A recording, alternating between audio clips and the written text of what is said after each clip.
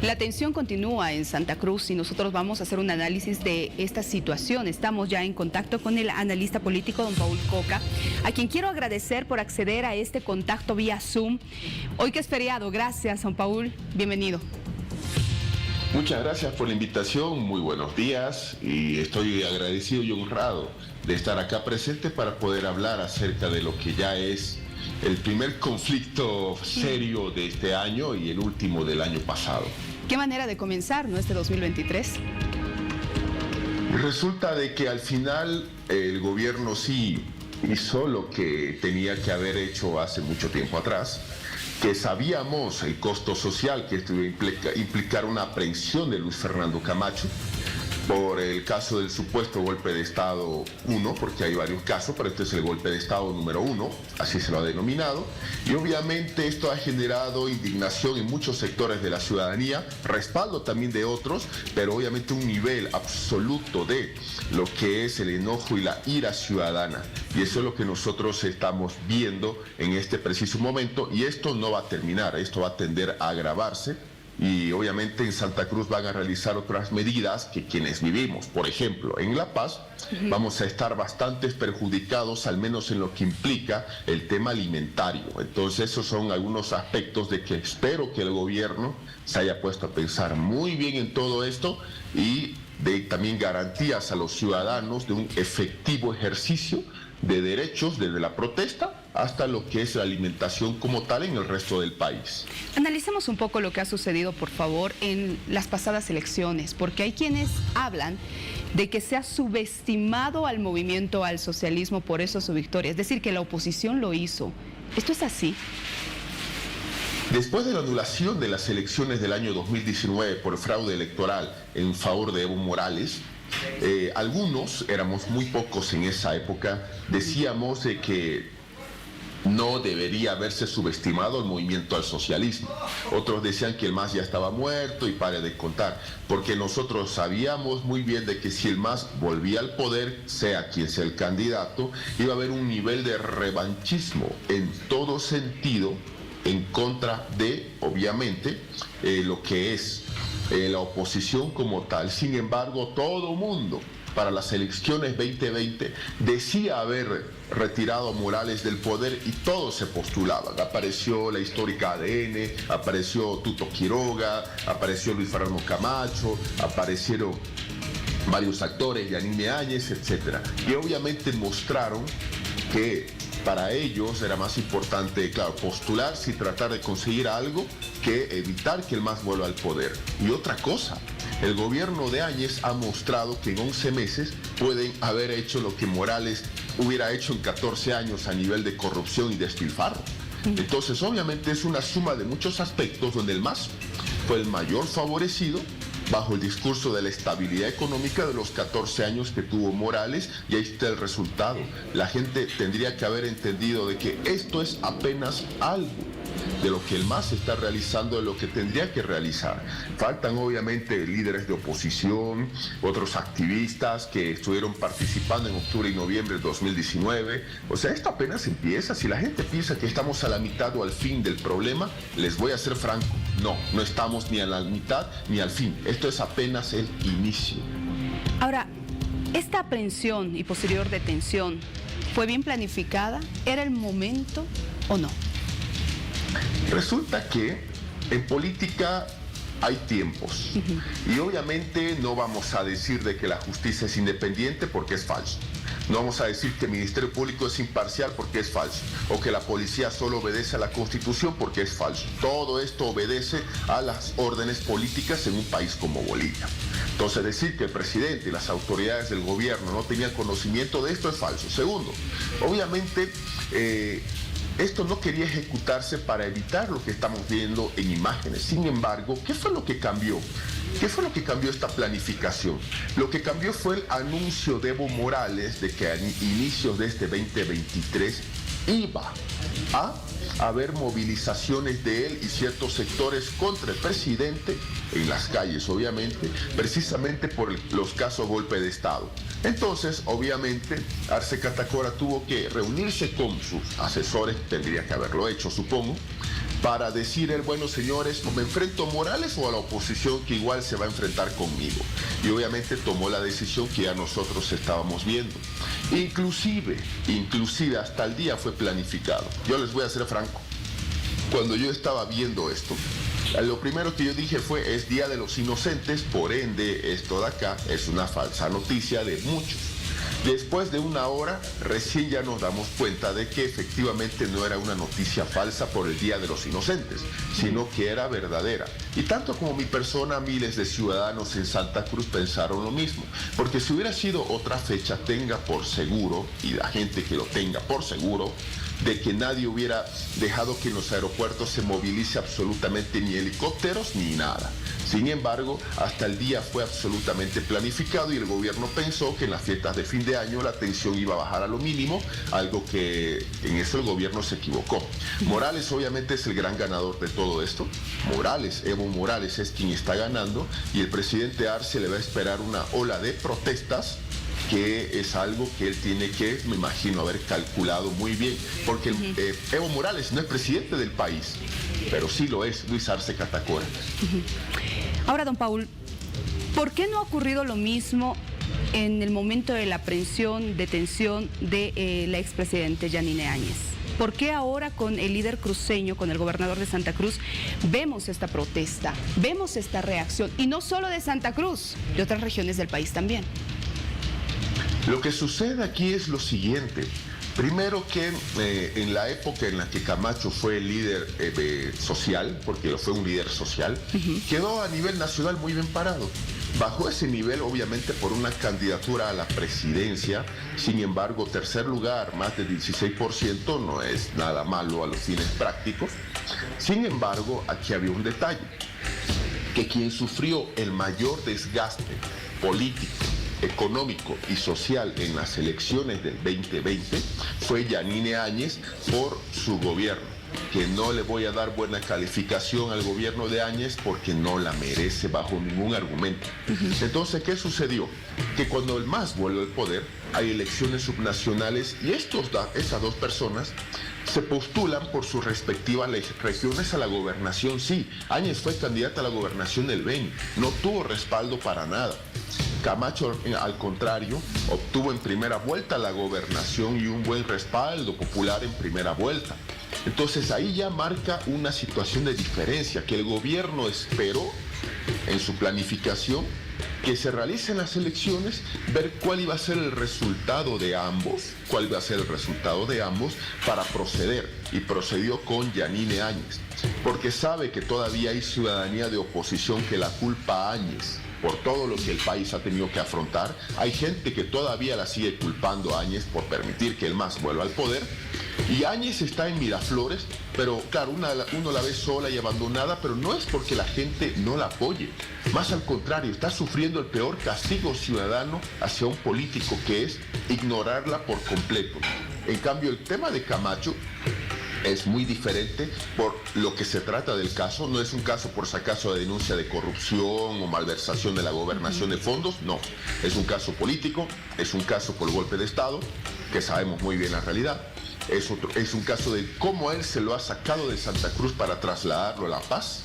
Ni siquiera narcotraficantes, delincuentes, terroristas o pedófilos se los trata así como a Luis Fernando Camacho, por si acaso. Entonces hay un nivel de indignación por lo que Camacho es y representa para Santa Cruz. Muchos en Santa Cruz quizás no están de acuerdo en cómo Luis Fernando Camacho administra la gobernación, pero al ver todo esto obviamente han tenido que, hablo de Johnny Fernández y Rubén Costas, han tenido que apoyar por lo que Camacho es y representa en Santa Cruz. Y esos son aspectos de que muestran el respaldo que está teniendo Luis Fernando Camacho. ¿Por qué?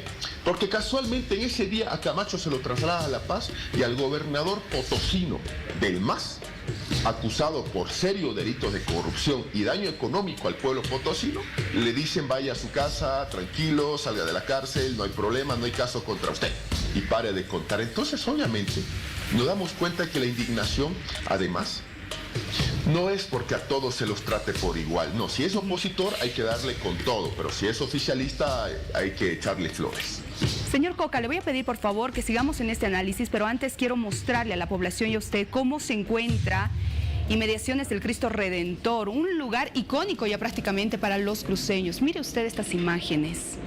Los vehículos quemados, restos de petardos, basura, parece un campo, o lo que quedó de un campo de batalla, ¿no? Cristian Guzmán está con nosotros en este momento. Cristian, buenos días.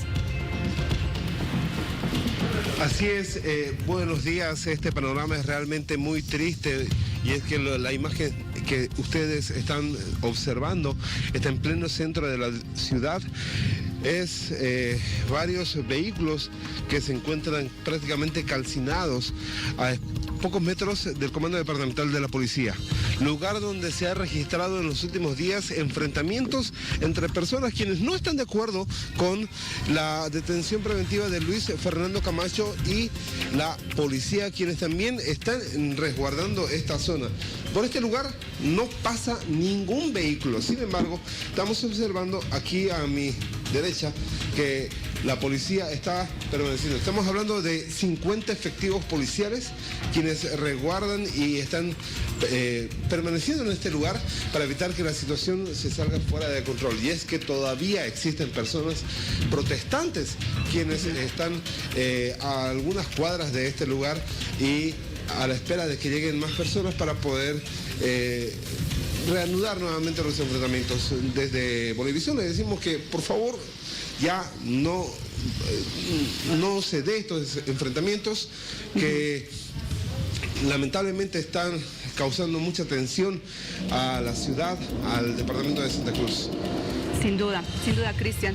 Y nos sumamos a tu pedido, ¿no? Evidentemente todos tienen derecho a la protesta, pero también todos tenemos derecho a la seguridad, y lo que está pasando puede estarse saliendo de control. Es mi siguiente consulta, don Paul, o ya se salió de control. No, hay que decir lo siguiente, esto ya se ha salido de control en todo sentido, así de sencillo. Anoche fue la cuarta jornada de protesta que hubo en Santa Cruz con enfrentamientos. Esto ya se ha salido de control, pero todavía no ha terminado de salirse. ¿En qué sentido? Hay una propuesta de Santa Cruz que es bastante delicada en todo sentido, sí, que es obviamente la que no sale ni un gramo de carne ni un huevo al resto del país. Entonces esa es una propuesta bastante seria. No nos olvidemos que si hablamos con números fríos, 70% de los alimentos que este país consume, con más de sus 11 millones de habitantes, proviene solamente del departamento de Santa Cruz. Entonces obviamente esto es una medida que yo supongo, como ciudadano lo digo, que el gobierno lo ha calculado, lo ha medido, porque esta es una medida de protesta y de presión bastante fuerte que no va a afectar al gobierno. No, va a afectar a la propia ciudadanía cuando decidan no mandar absolutamente nada al resto del país.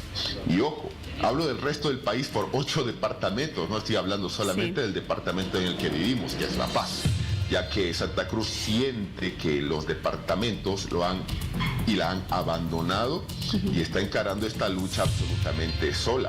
Entonces este es un nivel de situación que esperamos el gobierno también haya hecho sus cálculos y esté el gobierno haciendo todo para garantizar el nivel de alimentación en el resto del país. Esperamos que eso también el gobierno haya hecho un nivel de medición absolutamente adecuado.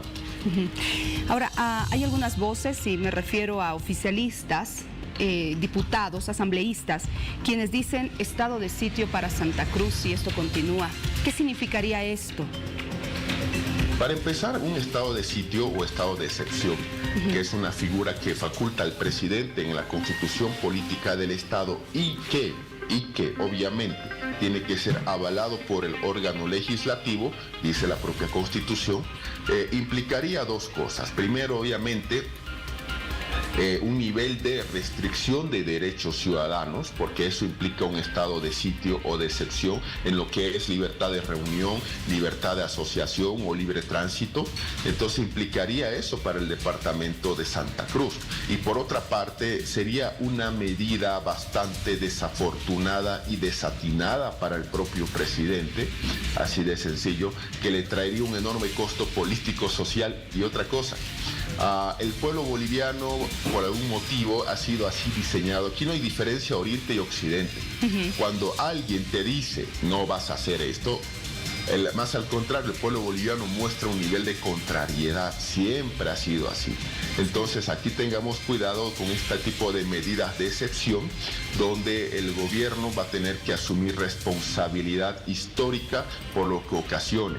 Ojo, estamos hablando del departamento más grande territorialmente, el más poblado, el que te produce 70% de alimentos, el que te paga un monto similar de impuestos, al cual quieres darle restricciones. Obviamente eso es algo que el gobierno también va a tener que pensar, y claro, no faltan las voces que quieren eso. Bueno, ¿qué tal si cumplimos con la ley primero y luego evitamos estar hablando de estados de excepción y otras situaciones que lo único que hacen es agravar más este conflicto y hacer que se pueda extender en el resto del país? Ya para ir cerrando, por favor, don Paul, voy a citar una parte de la carta que ha escrito el señor Luis Fernando Camacho, gobernador de Santa Cruz. Lo que me da más fuerzas de seguir firme y con los mismos principios y valores en nuestra lucha por una Bolivia con democracia y libertad, y sobre todo la Bolivia federal con la que soñamos. El señor gobernador de Santa Cruz no solamente se está refiriendo a Santa Cruz como federal, como ya lo hizo en alguna oportunidad, sino a Bolivia federal. El federalismo es una idea que en realidad en cierto momento de la historia boliviana La Paz lo encabezó, precisamente cuando hubo una guerra civil. Sí, hubo entre La Paz y Sucre, sí. Y por eso es La Paz sede de gobierno. Tenemos acá 3 de los 4 órganos del Estado, que en esa época eran 3.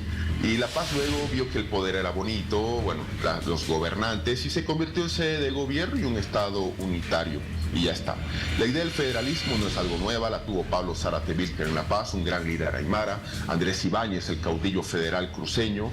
Sin embargo, el tema del federalismo, que no es una mala idea para el análisis y el debate, requiere, por supuesto, muchas cosas, entre ellas un nivel de educación y formación federativa. Es decir, que no solamente aquellas personas que somos profesionales, estamos al tanto de la política, entendamos lo que es federalismo, sino también el ciudadano común. Y yo calculo que para este proceso vamos a requerir por lo menos una década, explicando a la ciudadanía, a la señora que nos vende en el mercado, al amigo que conduce el vehículo de transporte público, lo que es federalismo, para que se entienda, para ver si es o no esto algo viable. Mientras tanto, la lucha tiene que ser por 2 aspectos: la profundización de la autonomía, en mi criterio, lo voy a justificar siempre, y 2, un tema económico llamado pacto fiscal. Esas son las 2 luchas que tenemos a corto plazo nosotros en Bolivia que realizar, al margen del color político que tengan las personas y las autoridades departamentales y municipales. Bien, don Paul, y vamos a tener, por favor, otro debate para abordar esos temas, para explicarlos ampliamente. Yo le agradezco mucho por haber accedido al contacto una vez más. Bueno, a pesar de lo que está sucediendo en Santa Cruz, que sea un buen inicio para usted, para su familia, de esta gestión. Muchas gracias, igualmente que sea un año 2023 bendecido para todos, para todas, y a seguir trabajando y luchando por el país desde donde nos encontremos.